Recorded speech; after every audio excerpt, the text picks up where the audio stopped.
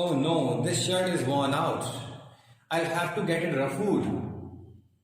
No problem. I'll get it done in the evening while coming back. And it also reminds me of one thing. It is the last day of the month and I have to get the bank passbook updated by today itself. तो friends, क्या आप इस तरह के टेढ़े मेढ़े हिंदी के sentences को इंग्लिश में बोल पाते हैं? नहीं? कोई बात नहीं. No problem at all. अब आज आपके साथ में एक चमत्कार होने वाला है और इस चमत्कार के बाद में आप इस तरह के सारे टेढ़े मेढ़े हिंदी के सेंटेंसेस को बहुत आसानी से इंग्लिश में बोल पाएंगे.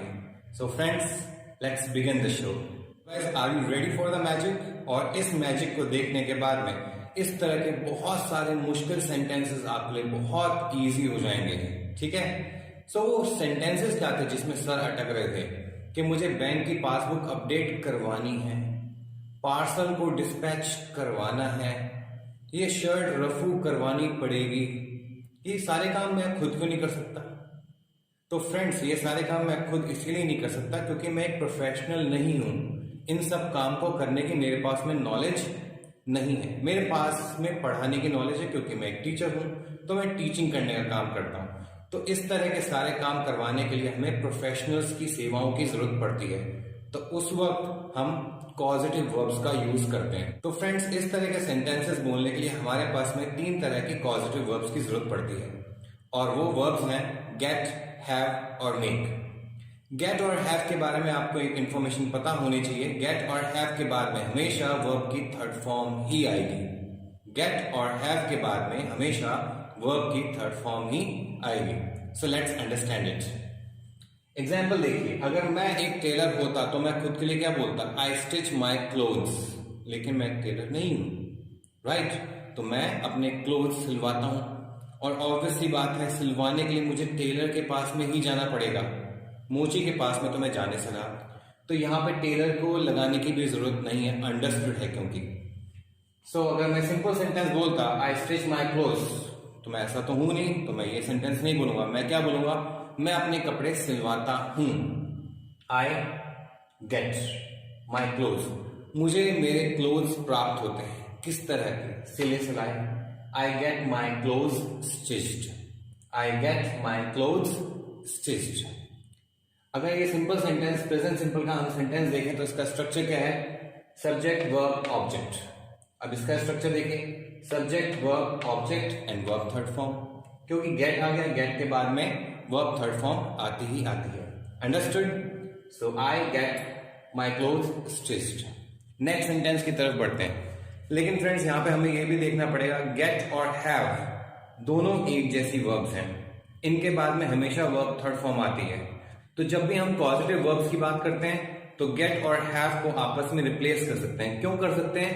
क्योंकि भाई दोनों भाई हैं, एक दूसरे के जुड़वा भाई हैं, बस रूप रंग अलग है लेकिन कैरेक्टर दोनों का सेम है पॉजिटिव वर्ब को लेके.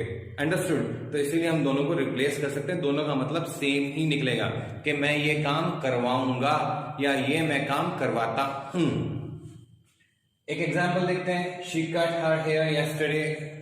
She cut her hair yesterday. उसने अपने बाल खुद ही काट लिए. अगर आप नाई भी हैं, even if you are a barber, आप तब भी अपने बाल खुद नहीं काट पाएंगे क्योंकि बहुत मुश्किल है खुद के बाल खुद काटना. तो इसलिए आप दूसरे की सेवा लेते हैं, प्रोफेशनल की सेवा लेते हैं. तब आप क्या बोलते हैं? मैंने अपने बाल कटवाए. मैंने अपने बाल कटवाए. She had her hair cut yesterday. She had her hair cut yesterday. कैसा सेंटेंस बना? शी हैड आ गया, subject, had, object, verb third form and adverb. Understood? तो यहां पर मैं ये कभी नहीं बोल सकता कि मैंने अपने बाल खुद काटे. मेरे को अपने बाल कटवाने पड़े या फिर मैंने अपने बाल कटवाए. I had my hair cut. मुझे अपने बाल कटे कटाए मिले. इसका एक मतलब ये भी हो सकता है. या मैंने अपने बाल कटवाए. I had my hair cut. Understood? बहुत ईजी है. नेक्स्ट, अब इसको फ्यूचर में कैसे देखेंगे? क्या बनेगा? We will paint our home.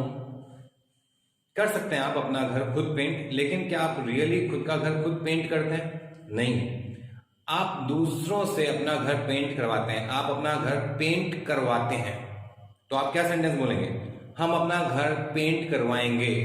अगले हफ्ते हम अपना घर पेंट करवाएंगे किसी और से। तो सेंटेंस क्या बनेगा? We will. ये देखिए यहाँ पे विल तो आएगा ही आएगा, क्योंकि विल इसलिए आएगा क्योंकि ये फ्यूचर का सेंटेंस है। तो फ्यूचर की जो हेल्पिंग वर्ब है वो है will. We will get, have भी लगा सकते हैं। मैंने आपको बताया था गेट और हैव आपस में एक दूसरे को रिप्लेस कर देंगी। क्यों? क्योंकि ये दोनों जुड़वा भाई हैं। रूप रंग अलग है लेकिन कैरेक्टर एकदम सेम है। सो वी विल गेट या फिर have our home painted next week. और गेट और हैव के बाद में हमेशा वर्ब की थर्ड फॉर्म ही आएगी। तो स्ट्रक्चर क्या बना? सब्जेक्ट विल, या तो गेट या फिर हैव, ऑब्जेक्ट और third form. Easy, isn't it? So friends, इस तरह से हम अपने सेंटेंसेस में गेट और हैव को यूज करते हैं एज पॉजिटिव वर्ब्स। इनके अलावा एक पॉजिटिव वर्ब और है और वो है मेक। लेकिन मेक को समझाने के लिए मैं आपके लिए एक अलग वीडियो बनाऊंगा, ठीक है? Alright friends, that's it. Let's keep it till here in this video. Thanks for watching and have a nice day.